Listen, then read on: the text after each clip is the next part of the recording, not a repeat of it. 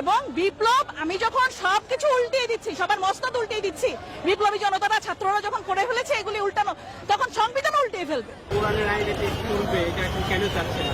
হ্যাঁ, এটা চাচ্ছি এই কারণে, বাংলাদেশ প্রথমত তো মুসলিম অধ্যুষিত দেশ, যে কোরআনের শাসন ছাড়া আমাদের দেশে যে পরিমাণ অরাজকতা বিশৃঙ্খলা সবাই তৈরি করার চেষ্টা করছে সেটা দূর করা সম্ভব না। কোরআনের শাসন, ইসলামী শাসন ব্যবস্থায় একমাত্র পারে সকল ভেদাভেদ দূর করে সবাইকে শান্তির পতাকা তলে একত্রিত করতে।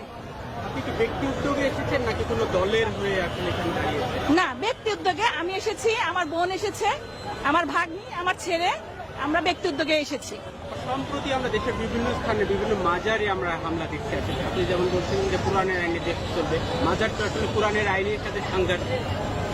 মাজার, হ্যাঁ, এখন মাজার সাংঘর্ষিক, অনেক কিছু সাংঘর্ষিক, অনেক কিছু সাংঘর্ষিক। আমি তো বলিনি যে মাজারের আইনে চলবে। মাজারের অনুসারী বা হ্যাঁ। মাজারের ভক্ত তারা কি করবে আসলে সেক্ষেত্রে তাদের কি করে? সবাই কোরআনের শাসনে চলবে। কোরআনের শাসনে দেশ চললে আপনিও শান্তিতে থাকবেন, আমিও থাকবো, মাজার প্রেমীরাও থাকবে, যারা মূর্তি পূজা করে তারাও থাকবে। এটাই হচ্ছে কোরআনের নীতি, কাউকে জোর জবরদস্তি করা নীতি না। হ্যাঁ, আমি ওইটাই জোর জবরদস্তি করে কাউকে জয় বাংলা বলানো কোরআনের নীতি না, জোর জবরদস্তি করে কাউকে আল্লাহু আকবার বলানো কোরআনের নীতি না। ঠিক আছে, ক্লিয়ার?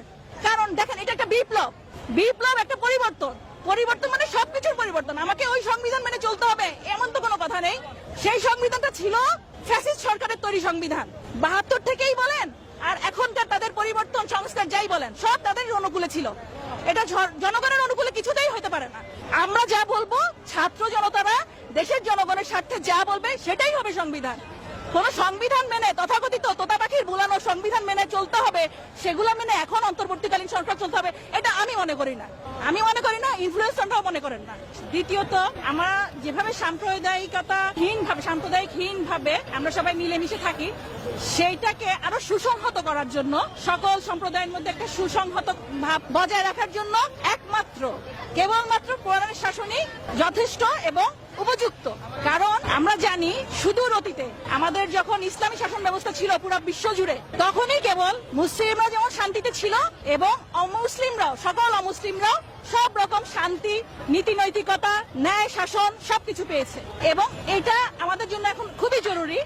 এই যে দেশ চলবে কোরআনের আইনে, আসলে হ্যাঁ। এই আহ্বানটা বা এই দাবিটা আসলে আপনি কার কাছে করছেন? ডক্টর মোহাম্মদ ইউনূসের কাছে, নাকি নতুন যে সরকার আসবে বা ভোটের মাধ্যমে একটা এরকম একটা পরিস্থিতি? অবশ্যই ফাইনালি যে সরকার থাকবে তার কাছে, কারণ সেই সরকারই তো ফাইনালি দেশ চালাবে।